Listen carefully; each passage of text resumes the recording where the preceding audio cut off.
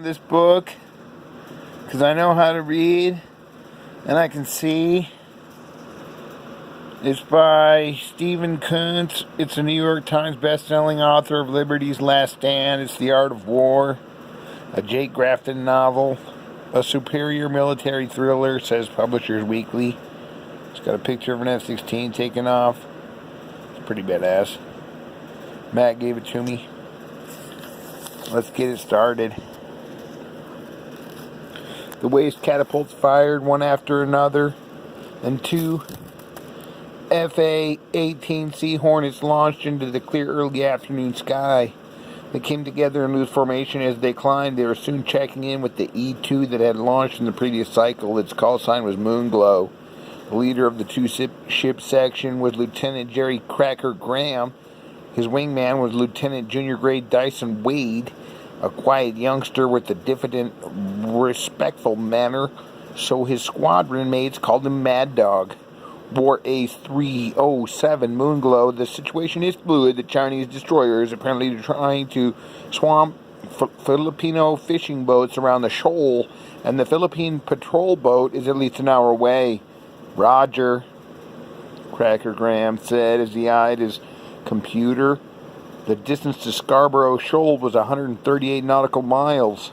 He led Mad Dog up to 20,000 feet and pulled the power back to almost idle. And let the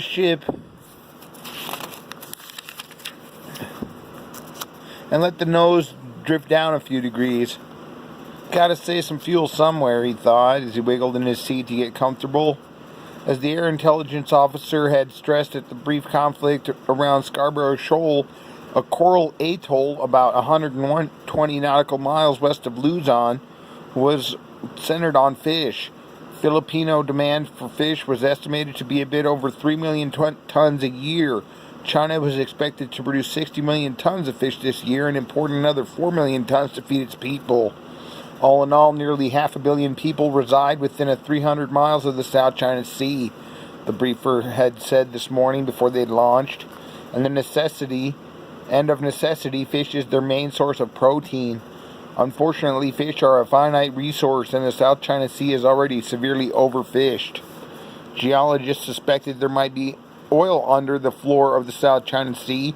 That possibility had stimulated China into building a runway on an artificial island they constructed on Fiery Reef in the Spratly Islands, the ownership of which was claimed by China, Taiwan, Vietnam, and the Philippines. At 9,500 feet long, the runway would constitute an immovable aircraft carrier in the middle of the disputed ocean. The Chinese had already had an airfield in the Paracel Islands, about 150 miles southeast of Hainan Island, and now they wanted one in the Spratlys. But be that as it may, the United States was trying to keep peace in the region between its allies and ever-hungry Chinese dragon. So Cracker and Mad Dog were flying down to Scarborough Shoal to take pictures with handheld digital cameras of any ships or boats they found there. The photos would of course be passed on the chain of command, given up to the diplomats who would try to keep hungry people from shooting at their ancient enemies and upsetting the apple cart of world trade. On the flight schedule, the mission was called Surface Surveillance. Due to budget constraints in today's peacetime Navy, this crumb was all that was available. Cracker didn't complain. This flight was a good excuse to get off the ship for an hour and a half, and a hot jet fighter and along another catapult shot arrested landing. Zipped through the blue sky, towing Mad Dog around. Another great Navy day, ho-hum. He picked up the Chinese destroyer, if that was what it was, on his radar scope. A mere blip at 60 miles as he descended, power back, letting gravity do some of the work. He saw it at 40 miles, a speck on the glistening ocean. He glanced left. His wingman was about 100 feet below him, several hundred feet aft, and about 500 feet away from the loose cruise formation. How are you doing over there, Mad Dog? Terrific. Contain your excitement, you animal. Contain I. As he closed, Graham could see the destroyer was trailing a broad wake, a bow wave, showed white. Now it was turning toward a small ship. The mothership surrounded what looked to be like open boats. Cracker put his fighter into a left circle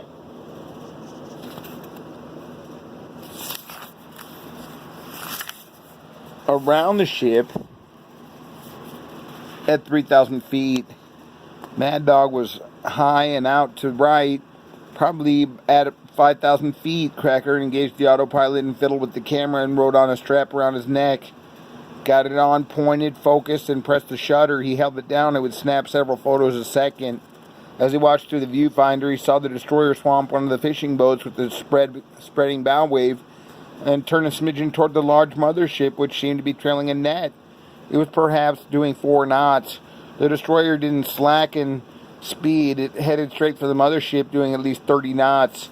The angle was changing as Graham circled, but with the nudge or two of the stick, he brought the plane around enough so he could keep the viewfinder with the destroyer and its intended victim. The destroyer closed the distance at a charge. Then at the last second, it swerved and sideswiped the mothership. The destroyer heeled from the impact. The mothership ground down on the side and came to a stop in the destroyer's wake. "I'm going down for some close-ups, dog. Stay high." "Roger." With the camera in his left hand, Cracker Graham punched off the autopilot and pointed the nose down. He went to the swamped open boat at 250 knots. He saw men in the water, held the shutter down, and the camera pointed. Then he soared over the mothership at a few hundred feet. Her side was damaged, and she was listing dead in the water. The collisions were deliberate, Graham knew. And the sight of men in the water, perhaps drowning, infuriated him. From Oklahoma by way of Texas, Graham well knew the story of poor fishermen. They had lost their boat, their livelihoods, and perhaps their lives, all on the altar of great power politics. He made one low orbit. He made sure the photos of the sinking boat, the men in the water, the damaged mothership, and the added power nudged his Hornet into a climb. The destroyer was already a couple miles away, steaming a broad wake. Graham abandoned the camera and turned hard out to the west, added full power to both engines, kept the nose up, and turned south. He accelerated away, climbing. "You got me in sight, dog?" "Roger, I'm at your 7 o'clock, $5,000. Graham leveled at 10,000 feet, accelerating, then dipped the left wing in a wide, sweeping turn and headed back to the destroyer, maneuvering to place himself astern of it and lowered his nose. As he dived, he plunged. He plugged in both burners, pushed the throttles all the way forward. He descended toward the surface of the sea, checked his radar altimeter, kept diving and accelerating. The electronic countermeasures gear picked up a fire control radar, aimed at him, and gave him audible warning as he slipped through Mach 1 and kept accelerating. He was carrying 2 drop tanks, which would limit his maximum speed. Still, he was delighted to see Mach 1.3 on the meter. As the radar altimeter beetled, signaling he had gone below 200 feet, he was out of the dive, almost level now, the destroyer rushing toward him. It was the optical illusion, of course. It was he who was hurling toward the Chinese warship at well over the speed of sound. He pointed his nose ever so slightly at the right of the warship and let the Hornet descend just below the masthead. The captain of the Chinese destroyer on the wing of the bridge got a glimpse of the fighter behind the ship and turned his head to look. He heard nothing. The Hornet was ahead with the roar of its engines, which were in full afterburner. The captain focused on the oncoming fighter. The thought occurred to him that the plane was going to hit the ship, and then it shot past level with him, 30 feet from his head. At a little over 1,000 knots, it passed him in less than an eye blink. The concussion of the trailing sonic boom hit him like a fist, breaking both his eardrums, rupturing blood vessels in his nose and eyes. The pain was intense. He fell to the deck of the bridge, blood pouring from his nose. He didn't hear the glass on the bridge window shattering or see the bridge team clapping hands to their ears. Too late. Had the captain been able to look, he would have seen the fighter's nose rise to 40 degrees above horizon with both burners secured and soar up into the clear blue sky. Cracker Graham got on the radio. "Moonglow, War Ace 307, I need Texaco ASP." Texaco was a tanker. Graham had used a prodigious quantity of fuel with his afterburner antics. Meanwhile, Mad Dog had spotted another ship only 6 or so miles away, dead in the water. Curious, he cut his throttles and made a slow pass by the ship at 500 feet with his camera clicking. Then he climbed away, chasing his leader. Back aboard the carrier, both pilots turned their cameras so the photos could be turned in their cameras so their photos could be downloaded.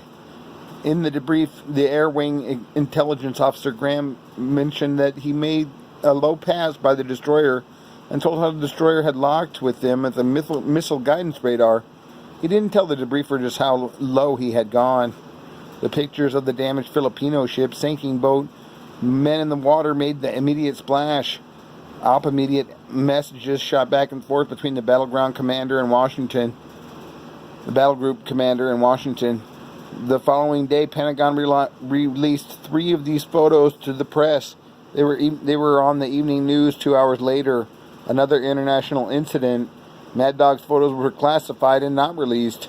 Photo interpretation experts concluded that the stationary ship he had photographed was a Chinese seismic survey ship.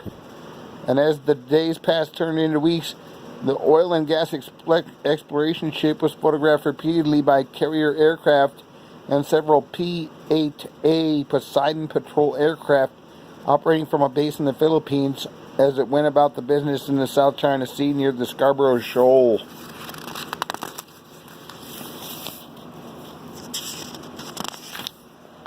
That's the first chapter. That's the prologue of The Art of War.